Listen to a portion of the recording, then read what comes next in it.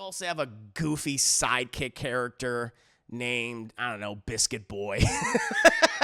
Listen, if your name is Biscuit Boy and you're in a crime show, I'm just like, I don't think you're supposed to be here, Biscuit Boy, or Biscuits, or whatever the hell they call them in there. We're going to go ahead and we're going to move on to my review for Marvel's Echo, the spinoff series to Hawkeye. There's been so much talk about the behind-the-scenes shenanigans with this series. It's bad. It's great. It's mediocre. It's like who knows? But it's finally here, chat. It's finally here, and even though I was under the impression like, oh, it's gonna be 8 episodes, so I'll probably maybe eventually review the whole series, you know, over the next like week or two. But I didn't know that the season was only 5 episodes, or the series was only 5 episodes. So like, you know, after finishing like 2.5 episodes and realizing like, oh, I only got like 2.5 left. Okay, let me just go ahead and review the entire series for you guys. I know a lot of channels out there, a lot of platforms are just putting out their kind of impressions of the show so far, just based on 3 episodes. But I'm not in those critical circles, Chet. I'm not a part of a critics association. I'm just with the rest of you guys. We're a bunch of schlubs and schmucks having to watch all this stuff when it's delivered to us. So, But despite being a schlub and a schmuck, I have watched all the episodes, and so I can provide you with a review, a full, comprehensive review with much context. However, before jumping into that review, I do want to provide you guys with a synopsis, a background to Echo, and it's following the events and battle with the Avenger Hawkeye. Maya Lopez, Echo, returns to her hometown in Oklahoma with the hopes of dismantling the Kingpin's criminal organization and also reconnecting with her Native American roots and a strained family. Now, before jumping into the 5-episode miniseries, you know, which again, you know, I have watched in its full entirety. I did want to comment on the Echo character from the comics and Alaqua Cox's portrayal and introduction in Hawkeye. Now, I am actually familiar with the character of Echo from the comics. You know, she was actually created by writer David Mack and Joe Quesada, I believe, in the late 90s. And she was frequently used by Brian Michael Bendis in his Marvel books, which I am familiar with, like Daredevil and New Avengers. You know, at one point she was, you know, revealed to have taken over the role of Ronin, and there was like a big mystery over that character's identity, you know, for quite some time in the comics.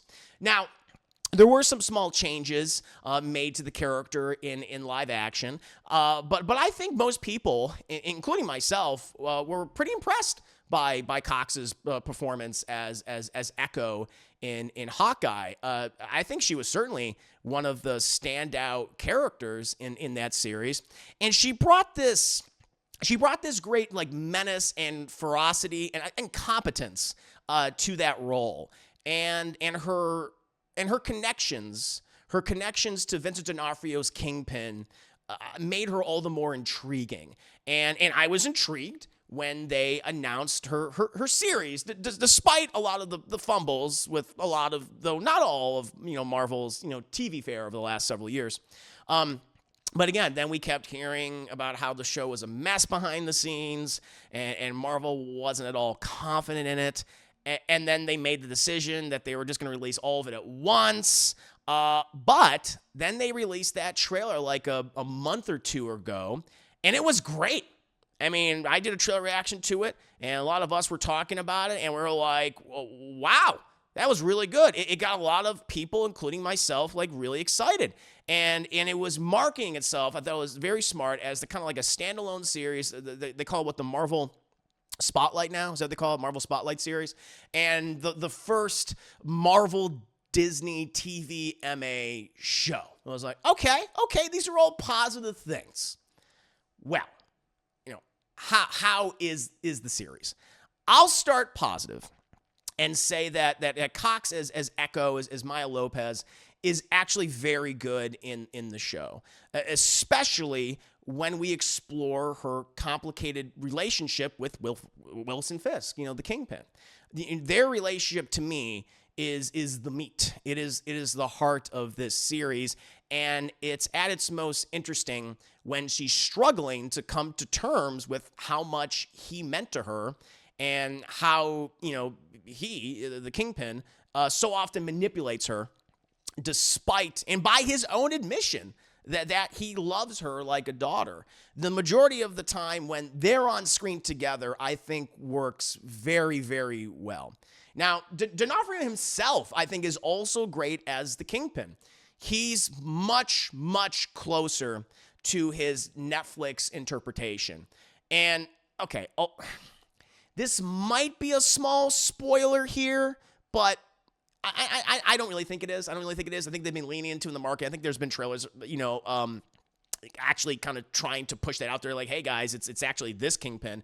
They reveal, I think, for the first time ever, I think, that those Netflix Marvel shows like Daredevil and Jessica Jones, Luke Cage, etc., they do indeed take place in the mainline MCU. They're not variants. Like, no, those are happening in the MCU proper. And they make reference to past events of Daredevil, especially when it comes to the Kingpin's past and his traumatic childhood. There's actually a number of scenes where they have flashbacks, and we even see certain objects that the Kingpin is intimate with from his childhood that he used to, let's just say, commit murder with. There's also a handful, I think, of really good action scenes that are well choreographed and grounded, and I think Cox does very well in those scenes. There's a fun ferocity to her, and she's not like a stick. She's not like a stick, battling guys double her size. She's thick. She's thick, and she has some weight on her, and she uses that to her advantage in combat, and I really like that.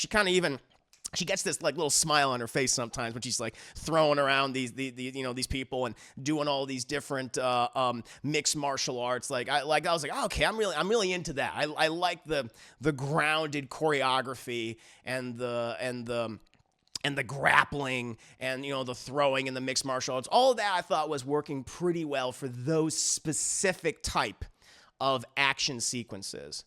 And again, those are the things that I think work best about the series. But the show has some glaring issues to me, especially when it comes to the unnecessary subplots and supporting characters that, to be quite honest, I don't think were needed and just didn't need to be there at all. I know Marvel is really leaning into the Native American ancestry and history with Echo and her family, like in all the marketing.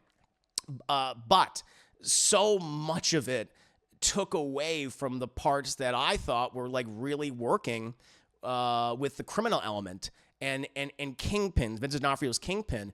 It's funny, as I was watching the show, it's kind of the opposite of the film Blue Beetle or the Miss Marvel TV series, the Disney Plus series, where so much of the family stuff and those two things like worked over the main story, over a lot of the superhero fare.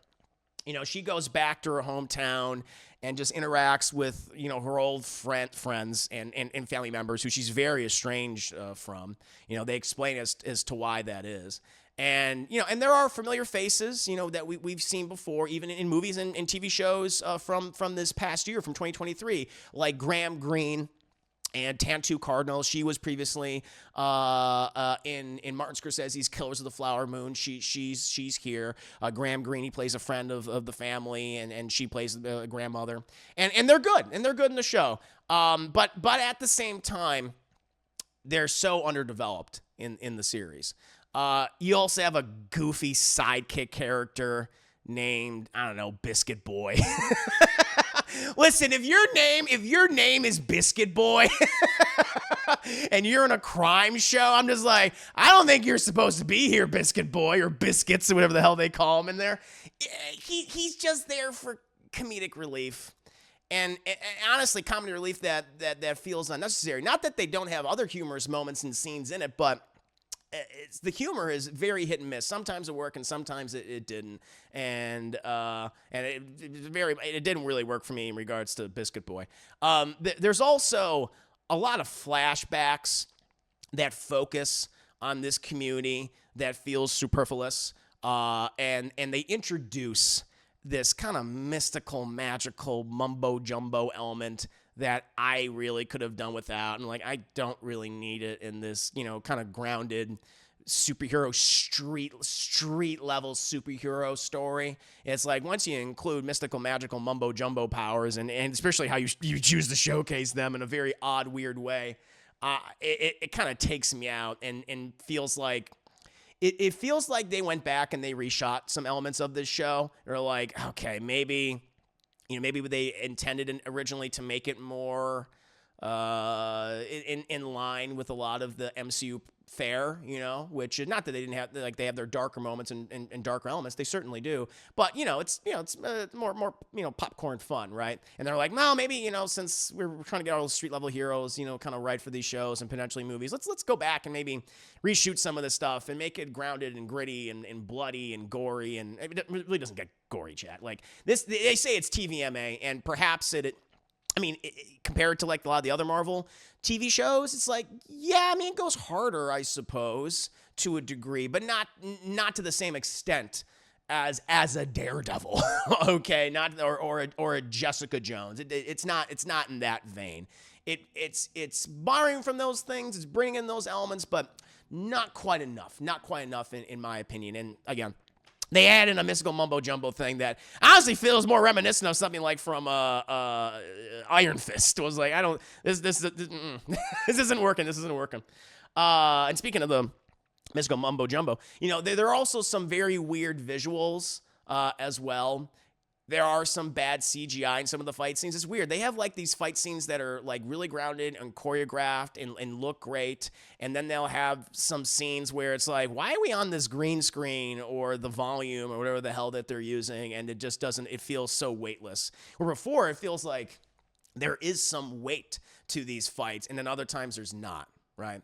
And again, it feels like they're almost, maybe this is what originally they had shot, or it's almost like done by a different team. It's very weird. This is more of a personal thing with me. I'm actually curious people have this issue. This kind of comes later on in the series. They introduce like a really odd piece of sci-fi tech used by Kingpin at one point. And it's not like he gets like, it's not like a super suit. It's like, where's my super suit? He's not doing that. He doesn't have like a super suit. Okay. Let me calm your minds. But it's just, I want to say what it is. It basically it's a form of technology that he uses to communicate with Echo. And I'm like, I don't know why that's there. It's especially just have it where he knows sign language, and that he understands sign language. You could have easily just done that. Like, they introduced something that I thought like looked really, really, really goofy. And it didn't need to be there at all. But that's more of a, I don't know, maybe that's like a nitpick. But to me, it kind of came across as like, oh, just odd. Like, they had these odd visual moments that just don't feel like they should be a part of this series at all. Especially this grounded street level, like Marvel kind of universe, mini universe, if you will.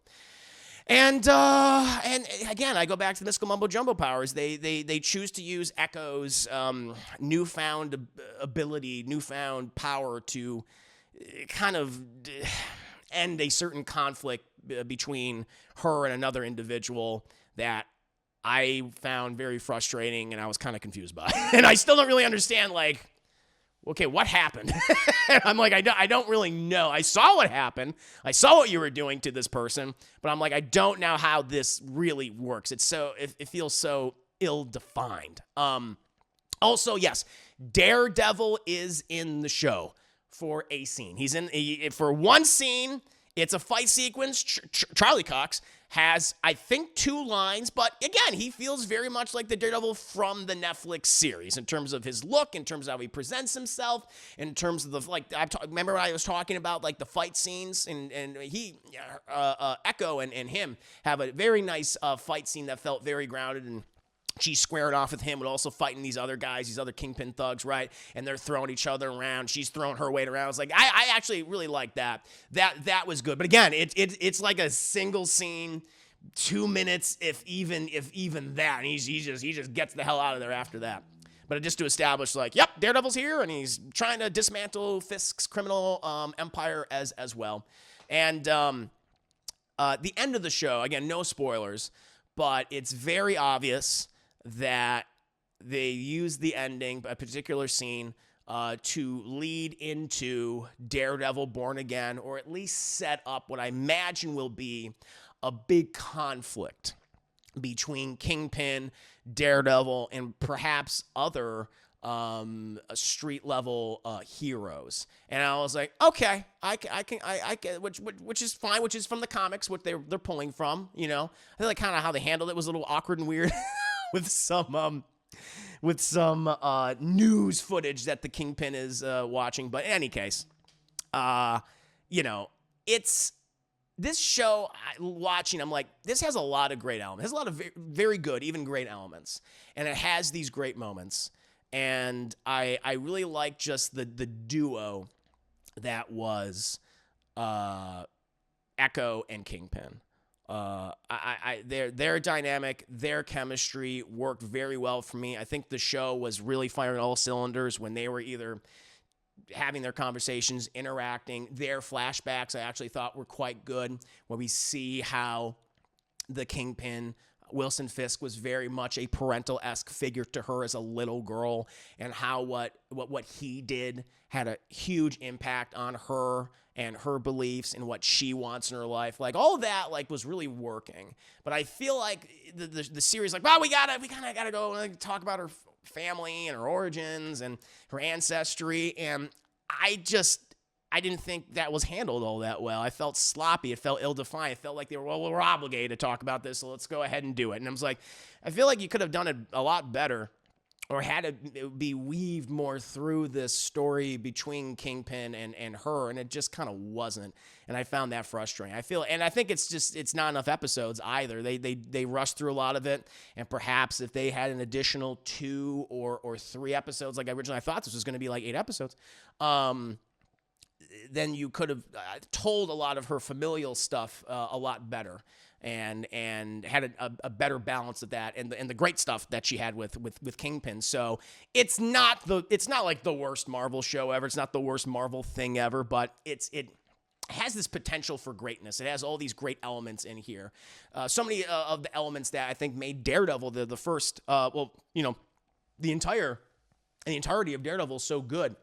Although, you know, the second half of season 2 was weak for Daredevil, but so much of season 1 and the first half of season 2, and obviously all of season 3 was so good. And it has like those moments. It has those things like, oh, you're there, but then you're distracted and you're talking about other things. And we're hanging out with Biscuit Boy. I was like, God damn it.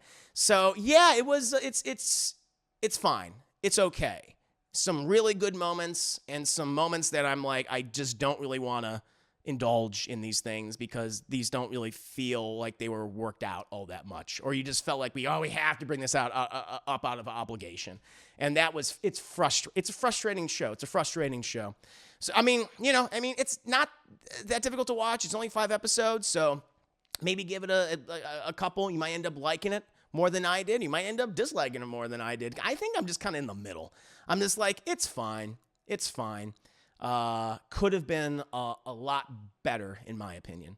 But that's just how I feel about Echo, the mini-series Echo. Chat. What about you guys? Did you actually really like the show? Did you love the show? Were you more like me, kind of in the middle? You saw greatness, but it was definitely bogged down by these several elements that hurt it in the long run?